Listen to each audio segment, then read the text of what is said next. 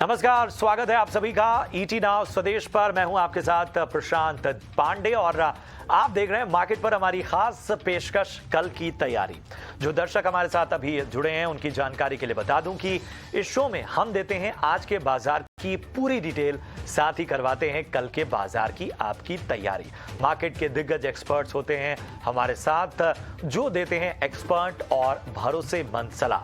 आज के शो में वैसे क्या क्या हम बात करने वाले हैं, जरा फटाफट से उस पर एक नजर डाल लेते हैं। तो आज के शो में पेपर शेयरों में तेजी के क्या हैं ट्रिगर्स, किस तरह की तेजी के मायने क्या हैं और क्यों है ये तेजी, इस पर बात करेंगे। अक्टूबर ऑटो बिक्री के आंकड़ों से क्या है उम्मीद है फेस्टिव सीजन में, जिस तरह से ऑटो बिक्री के आंकड़ों ने बहुत ही बेहतर उम्मीद दिखाई है, उससे आगे आने वाले वक्त में किस तरह के पैटर्न देखे जाएंगे, ये बात करेंगे। और कल के लिए दमदार ट्रेडिंग आइडियाज तो होंगे ही होंगे, मगर सबसे पहले कर लेते हैं आज के बाजार की बात। तो अच्छे ग्लोबल संकेतों से बाजार आज रिकॉर्ड तेजी पर बंद हुए।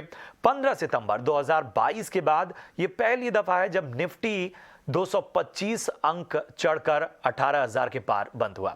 सेंसेक्स भी 787 अंक चढ़कर 60,700 के पार बंद हुआ। बैंक निफ्टी करीब 300 अंक ऊपर रहा।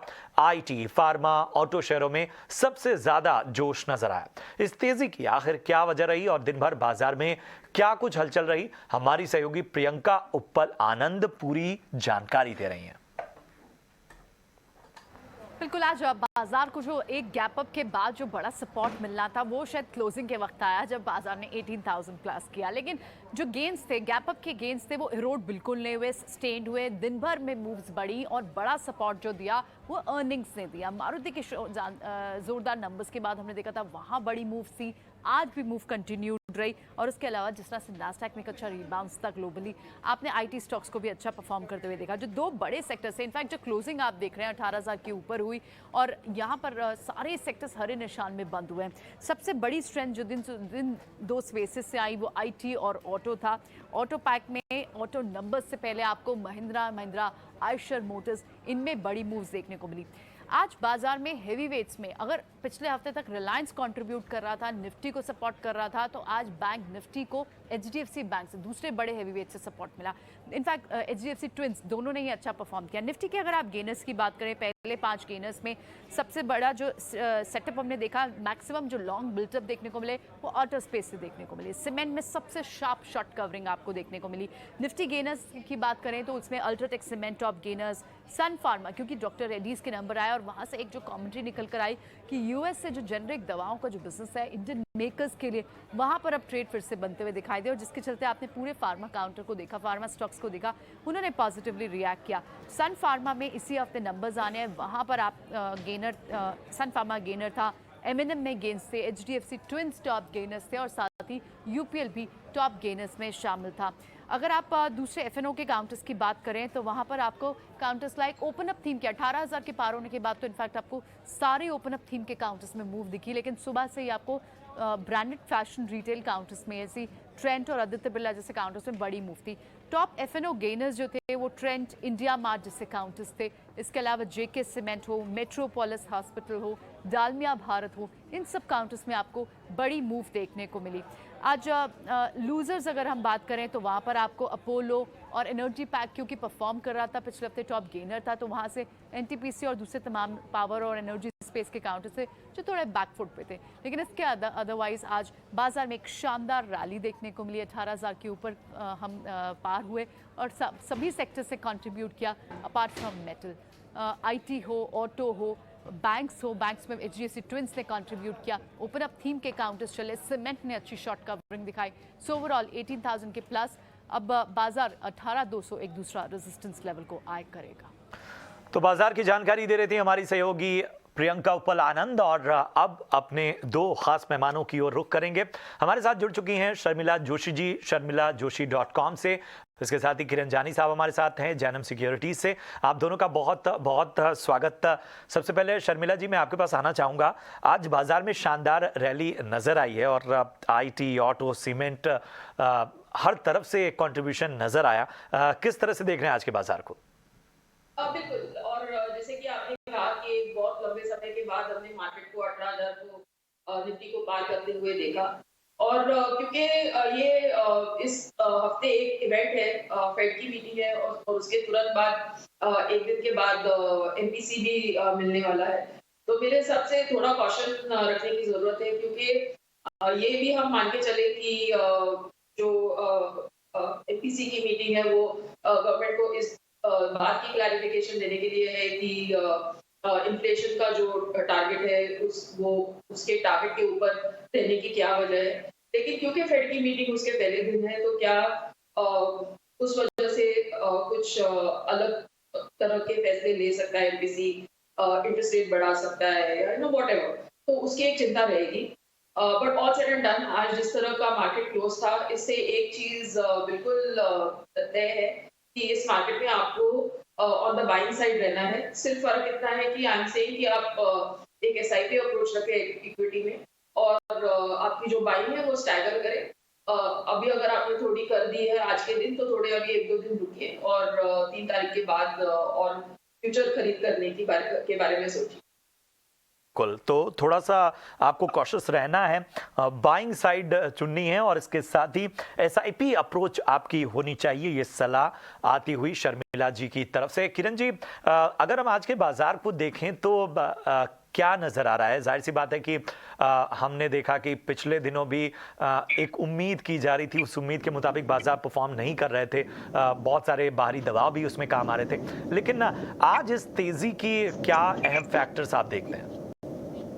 Good evening everyone. So overall जिस तरह से हमने डाउ जोन्स के चार्ट के बारे में लास्ट वीक में बात की थी कि वहाँ पे हमें डबल बॉटम पैटर्न ब्रेकआउट देखने को मिल रहा है और 30,700 के ऊपर कहीं ना कहीं हम 15 से 2,000 पॉइंट की रैली एक्सपेक्ट कर रहे थे, वो ऑलरेडी टारगेट अचीव हो चुका है।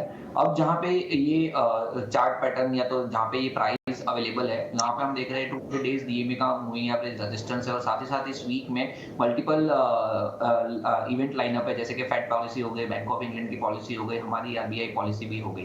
अब हमारे जिस तरह से डेटा हम देख रहे हैं कि मैं निफ्टी की बात करूं तो निफ्टी में 18,000 की कॉल राइटर्स आप देखोगे तो 1,20,000 लॉट का ओपन इंटरेस्ट है, जहां पे पुट राइटर्स आप देखोगे तो 96,000 है। अब 96,000 में से 84 आज ही एडिशन हुआ है और लास्ट टाइम ही हमने देखा था 18,100 18,200 सप्लाई जोन था।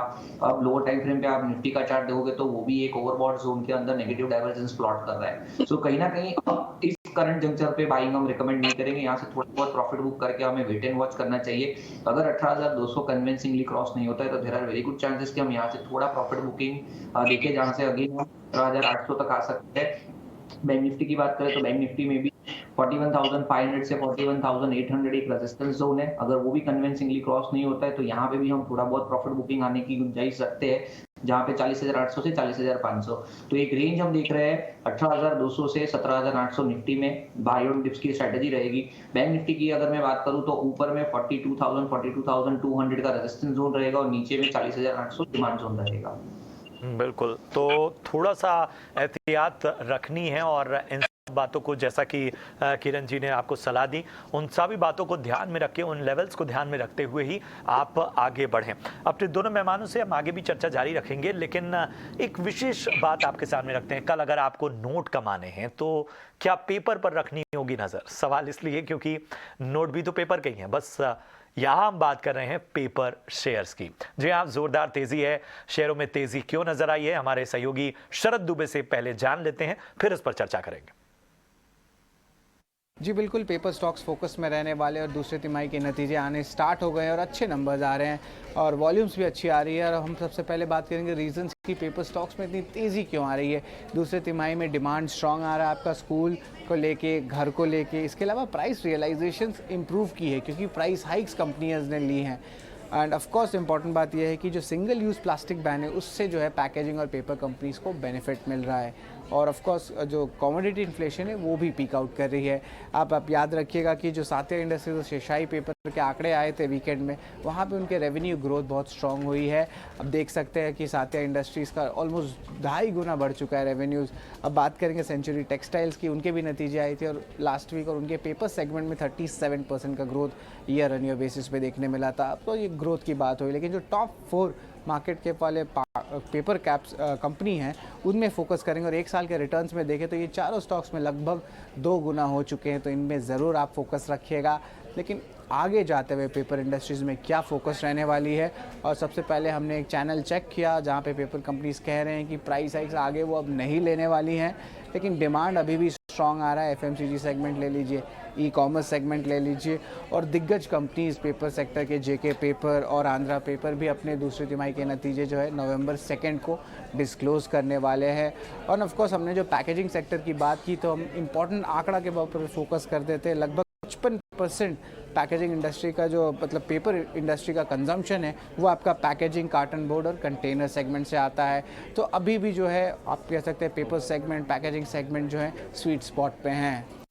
बिल्कुल, तो पेपर सेगमेंट जो है वो बहुत बेहतर जो है पोटेंशियल शो कर रहा है। और जिस तरह के आंकड़े हमारे सहयोगी ने रखे हैं कि किस तरह का कंजम्पशन है, किस तरह की डिमांड है, चाहे हम देख रहे हैं कि एक प्राइस रियलाइजेशन भी है, और इसके अलावा सिंगल यूज़ प्लास्टिक का जो है वो बैन होने की वजह से भी एक तरह की डिमांड यहाँ है। और स्कूल, कॉलेजेस और ऑफिस वर्क के लिए तो डिमांड हमेशा मौजूद रहती है, ये सीज़न में थोड़ी ज़्यादा होती है। शर्मिला जी, कहाँ रखनी होगी नज़र?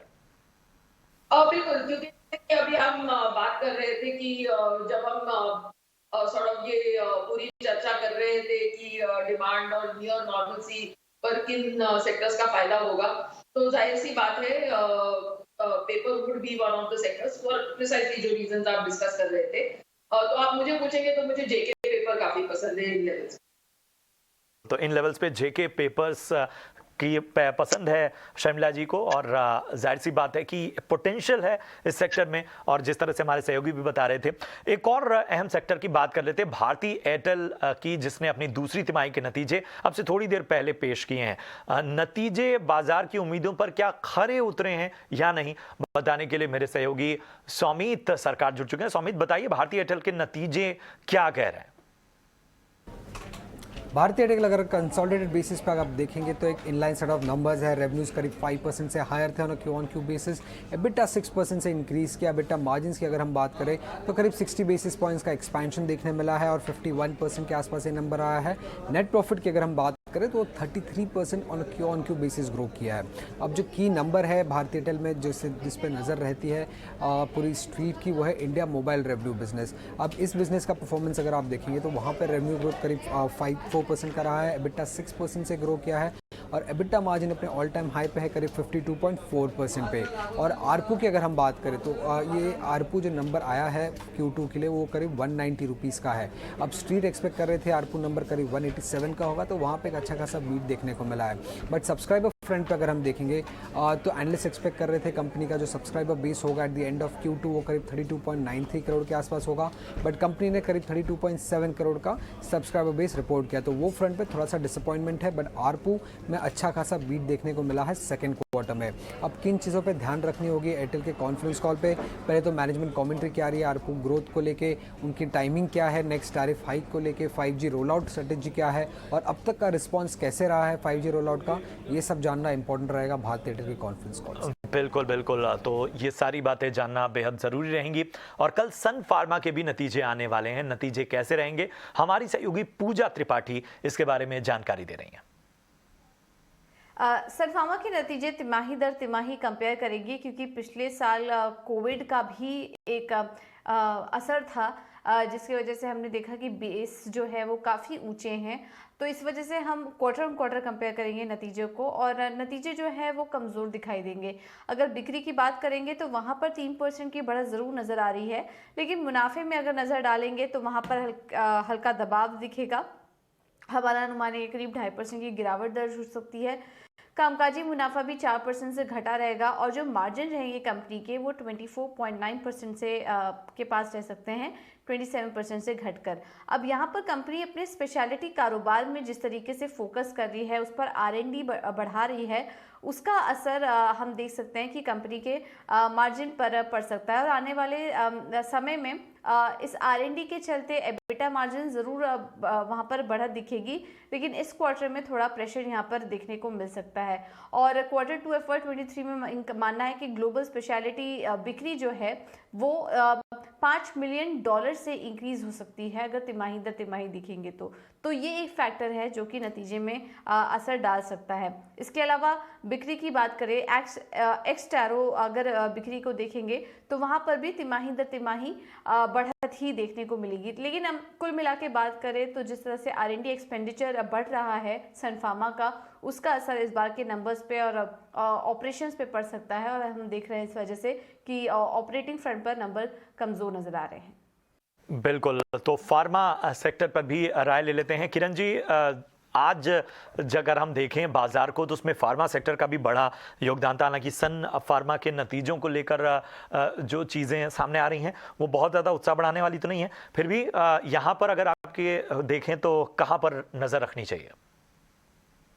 तो निफ्टी फार्मा में जिस तरह से एक हम ब्रेकआउट देख रहे हैं, एक फॉलिंग ट्रेंड लाइन ब्रेकआउट है, उसके बाद हमने देखा है सन फार्मा हो गया, शिप्ला हो गया, वो अपने ऑल टाइम हाई के आसपास ट्रेड कर रहे हैं with very good relative strength. Lupin में भी हमने देखा है कि लास्टली एक अच्छा सा रिबाउंड हमने नीचे के लेवल से देखा है। सो ओवरऑल अगर आप रिलेटिव स्ट्रेंथ से हिसाब से बात करें तो Cipla and Sun Pharma are the preferred pickup. Sun Pharma again result के आगे अगर हम बात करें तो ओवरऑल जिस तरह का एक राइजिंग चैनल के अंदर ट्रेड कर रहा है, उसका अगर आप सपोर्ट देखोगे सो कहीं ना कहीं नीचे में 980 से 970 एक अच्छा सपोर्ट है, जहां 20 दिन की मूविंग एवरेज भी है। सो कोई भी डिप आता है, we suggest to go long. हमको जो एक स्टॉप लॉस दिख रहा है वो 940 के नीचे एक पोजिशनल स्टॉप लॉस है, और जिस तरह का सेटअप हम 1050 से 1100 तक का टारगेट आने वाले 2 से 3 महीने में देख रहे हैं। सो ओवरऑल पोजिशनली हमें सन फार्मा काफी अच्छा लग रहा है और बाय ऑन डिप्स की ही हमारी स्ट्रेटेजी रहेगी। जी, सन फार्मा पसंद है किरण जी की 980 970 जहां भी आपको एक डिप नजर आता है वहां पर आप खरीदिए, 940 का स्टॉप लॉस रखिए और 2 से 3 महीने में 1100 तक के टारगेट मिलने की उम्मीद है। और इधर यूपीएल के दूसरी तिमाही के नतीजे कल आएंगे, कैसे रहेंगे नतीजे, अनुमान के साथ वामाक्षी पूरी जानकारी दे रहे हैं।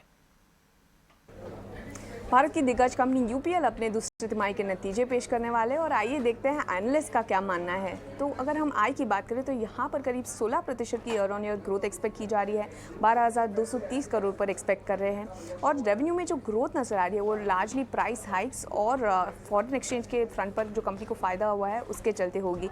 इसके अलावा अगर हम वॉल्यूम की बात करें तो यहाँ पर भी मिड सिंगल डिजिट्स में वॉल्यूम ग्रोथ एक्सपेक्टेड है। ईबिटा की बात करें तो 2,484 करोड़ पर एक्सपेक्टेड है, करीब 29% की year on year growth EBITDA में भी। मुनाफा करीब 850 करोड़ यानी कि 850 करोड़ के आसपास हो सकता है और यहाँ पर भी काफ़ी अच्छी 34% ईयर ऑन ईयर ग्रोथ नज़र आ सकती है।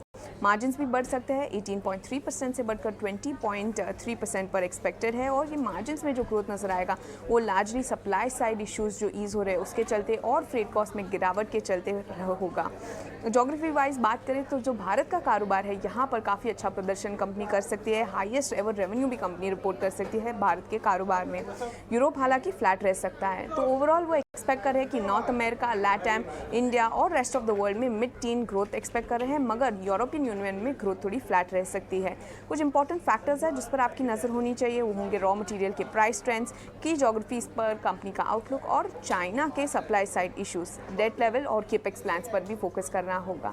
तो ये थे यूपीएल का प्रीव्यू और अच्छे सेट ऑफ नंबर्स के साथ यूपीएल भी फोकस में रहेगा। और बिल्कुल, और बढ़ते आगे कैसे रहेंगे अक्टूबर ऑटो बिक्री के आंकड़े अनुमान के साथ हमारे सहयोगी सौमित सरकार पूरी जानकारी दे रहे हैं। तो जो चैनल चेक्स के रिपोर्ट्स हमें मिले हैं उससे हमने जो एवरेज नंबर्स निकाले उससे हमें ये पता चल रहा है कि अगर पैसेंजर व्हीकल सेगमेंट की अगर हम बात करते हैं जिसमें M&M, टाटा मोटर्स और मारुति सुजुकी जैसे कंपनीज है, उसमें अगर हम देखें तो YOY बेसिस पे एक स्ट्रॉन्ग ग्रोथ देखने को मिल सकती है हमें तीनों ही कंपनीज के लिए। बट अगर मंथ ऑन मंथ बेसिस पे देखेंगे तो वहाँ पर सिर्फ टाटा मोटर्स के लिए हमें ग्रोथ देखने को मिल रहा है। अब अगर हम देखें तो ये पैसेंजर व्हीकल सेगमेंट में मंथ ऑन मंथ बेसिस पे नंबर्स कम है पिछले लेवल से, क्योंकि व्हीकल डिस्काउंट्स भी कम कर दिए थे काफ़ी सारे डीलर्स ने। उसके अलावा अगर हम CV सेगमेंट में अगर हम देखते हैं जिसमें आयशर मोटर्स के VECV के नंबर्स आते हैं, टाटा मोटर्स का जो कमर्शियल व्हीकल सेगमेंट है वो आ जाता है और अशोक लीलैंड आ जाता है।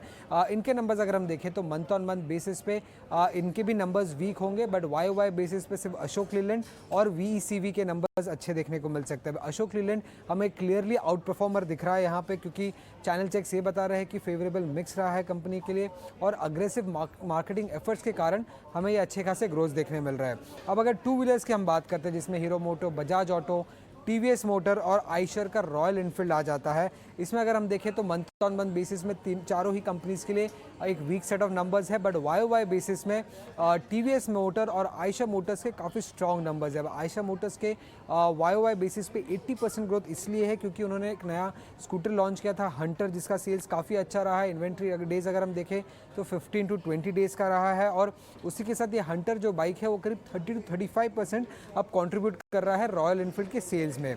अब आखिर में अगर हम ट्रैक्टर डिवीजन की अगर हम बात करें तो बहुत वाई बेसिस और मंथ ऑन मंथ बेसिस में अगर हम देखें तो weak set of numbers expected है महिंद्रा और एस्कॉर्ट से। और इसके पीछे का कारण ये है कि जो डीलर्स थे वो इन्वेंट्री डीस्टॉकिंग कर रहे थे, और इसी कारण जो सेल्स नंबर एक्सपेक्टेड है M&M और एस्कॉर्ट से वो वीक रहेंगे अक्टूबर महीने में।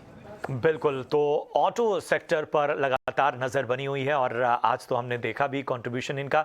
शर्मिला जी, ज़रा आपसे जानना चाहूँगा कि आज हमने देखा कि ऑटो और आईटी शेयरों के दम पर शेयर बाजार में एक तेज़ी नज़र आई, यहाँ पर कहाँ रखनी होगी नज़र? यस, तो जैसे अभी हम सुन रहे थे कि जो इस महीने के बिक्री के आंकड़े हैं वो थोड़े बहुत एक मिक्स्ड बैग है, और उसके चलते मुझे लगता है कि क्लियरली फोकस पैसेंजर व्हीकल्स और टू व्हीलर्स पे रहना चाहिए। जहाँ तक पैसेंजर व्हीकल्स की बात है, हमने एक अच्छी बढ़त मारुति में देखी है, गिवन द फैक्ट कि उनके नतीजे जिस तरह से मार्केट को अच्छे लगे, उसके साथ साथ बिक्री के आंकड़े भी ईयर ऑन ईयर जिस तरह की उम्मीद है। सो आई थिंक यहाँ पर डेफिनेट पोटेंशियल है। और Tata Motors, I think Tata Motors would be another stock, और उसके साथ साथ महिंद्रा एंड महिंद्रा, क्योंकि ये देखा गया है कि वेदर इट इज मारुति, अभी मारुति के बारे में ये भी बात हो रही है, और महिंद्रा एंड महिंद्रा तो खैर इस स्पेस में है ही। तो मारुति के लिए क्या बदला है? तो ये बदला है कि उनका काफी कंट्रीब्यूशन अभी जो एसयूवीज और उस तरह की व्हीकल्स है वहां से आ रहा है, जो एक हायर प्राइस रेंज में रहती है। So the price range we are talking of is 11 to 15 lakhs, और उसमें उनके मार्जिन ज्यादा बेहतर होने की संभावना है। और महिंद्रा एंड महिंद्रा उसी स्पेस में प्रेजेंट है। वहाँ एक भी आपका मॉडल अगर अच्छा आपको बिक्री दे तो वो आपके लिए काफी फायदेमंद साबित होता है, और वो हमने देखा है महिंद्रा एंड महिंद्रा के केस में। उसके साथ साथ Mahindra and Mahindra electric vehicles भी इंट्रोड्यूस कर रहे हैं। So that is where what my preference आती हुई शर्मिला जी की तरफ से। और कल बाजार के लिए क्या ट्रिगर रहेंगे, हमारे साथ जुड़ चुकी हैं वामाक्षी, जो बता रही हैं कि कल बाजार के अहम ट्रिगर्स क्या हैं। अगर हम ग्लोबल फ्रंट पर देखें तो काफ़ी सारी इकोनॉमिक क्यूज़ है, बहुत सारी कंपनीज़ हैं जो अपने मैन्युफैक्चरिंग PMI डेटा रिलीज़ करने वाले हैं, जिसमें भारत, जापान और UK भी शामिल है। इसके अलावा अगर हम कुछ ग्लोबल अर्निंग्स की बात करें तो टोयोटा और सोनी भी अपने नंबर्स रिपोर्ट करेंगे, और इसी के चलते ये फोकस में रहेंगे। अगर हम डोमेस्टिक फ्रंट पर देखें तो टेक महिंद्रा, सन फार्मा, UPL और अडानी पोर्ट्स, ये कुछ निफ्टी 50 की कंपनीज है जो अपने दूसरे तिमाही के नतीजे पेश करेंगे, और इसी के चलते ये स्टॉक्स भी फोकस में रहेंगे। इसके अलावा Kansai Nerolac, LIC housing, Macrotech developers, Punjab national bank, FSN e commerce यानी कि नायका पर भी नज़र बनाए रखेगा। ये कंपनीज भी अपने दूसरे तिमाही के नतीजे पेश करने वाले हैं। कॉर्पोरेट फ्रंट पर देखें तो काफ़ी सारे ऑटो कंपनीज अपने अक्टूबर की बिक्री के सेल्स रिपोर्ट करने वाले हैं, जिसके चलते ऑटो स्टॉक्स भी फोकस में रहेंगे। धानुका एग्रीटेक की बोर्ड की बैठक होने वाली है, वो बायबैक ऑफर कंसिडर करने वाले हैं ये बैठक में, और इसी के चलते ये स्टॉक पर भी फोकस करिएगा।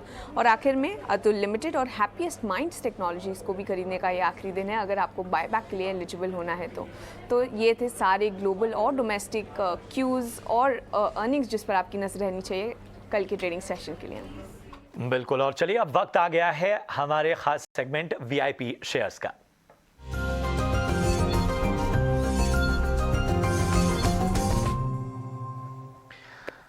तो किरण जी, सबसे पहले मैं आपका रुख करूंगा, आप बताएं आपके वैल्यू इन्वेस्टमेंट पे कौन सी है? दो कॉल्स रहेंगे, दो फाइनल है। पहला जो कॉल है थोड़ा पोजिशनल कॉल है SBI लाइफ का। यहाँ पे अगर हम देखें तो स्टॉक में 1340 तक की एक रैली हमने देखी थी, वहां से स्टॉक में कंटिन्यू एक फॉल है। 1170 के आसपास का बॉटम बना के स्टॉक में अभी inverted head and shoulder pattern बना हुआ है। वॉल्यूम भी काफी अच्छा है, रिसेंटली राइज जिस तरह से हमने देखा है। सो 1265 के आसपास की क्लोजिंग हमें लॉन्ग करके जाना चाहिए। 1322 का हमारा टारगेट रहेगा और 1239 एज अ स्टॉप लॉस हमें मेंटेन करना है। दूसरा जो कॉल रहेगा वो अमर राजा बैटरी है। अमर राजा बैटरी देखे या तो बैटरी काउंटर देखे तो ओवरऑल ऑटो की रैली में लगाड़ रहे, अंडर परफॉर्मर रहे और काफी खराब परफॉर्मेंस से अभी ये स्टॉक में थोड़ा रिवाइवल हमें दिख रहा है चार्ट के ऊपर से। राइजिंग ट्रेंड लाइन सपोर्ट के साथ ट्रेड कर रहे हैं और जो मोमेंटम इंडिकेटर है वो कहीं ना कहीं वापस बुलिश जोन के अंदर एंटर हो रहे हैं। तो अमर राजा बैटरी 513 के आसपास की क्लोजिंग है, लॉन्ग करके जाना चाहिए। 543 एज अ टारगेट हम मेंटेन करेंगे and 499 as a stop loss हम मेंटेन करेंगे। ठीक है, तो SBI लाइफ और अमरा राजा दो आपको सलाह आती हुई किरण जी की ओर से। शर्मिला जी, आपकी क्या होगी VIP pick? I am going with TVS Motors. थोड़ी देर पहले हम सुन रहे थे कि टू व्हीलर्स की किस तरह के आंकड़े आएंगे इस महीने, और वहां अगर आपने देखा होगा तो टीवीएस मोटर्स से बजाज ऑटो और हीरो मोटर्स से बेहतर प्रदर्शन की उम्मीद है। उसके साथ साथ उनके नतीजे भी इस क्वार्टर अच्छे आने की उम्मीद है। प्रॉफिटेबिलिटी, मार्जिन फ्रंट सभी ठीक रहेगा। तो इस सब चीजों को देखते हुए मुझे लगता है कि अगर आपको लॉन्गर टर्म में एक टू व्हीलर स्टॉक लेना है तो that should be TVS Motors. मेरा टारगेट 1300 का रहेगा in the for the long term. बिल्कुल, बहुत बहुत शुक्रिया करेंगे शर्मिला जी। इसके साथ ही किरण जी, आपका भी बहुत बहुत धन्यवाद शो में जुड़ने के लिए और अपनी अहम सलाह देने के लिए। फिलहाल कल की तैयारी में इतना ही। मुझे और मेरी पूरी टीम को दीजिए इजाजत। आप देखते रहिए ET नाउ स्वदेश। नमस्कार।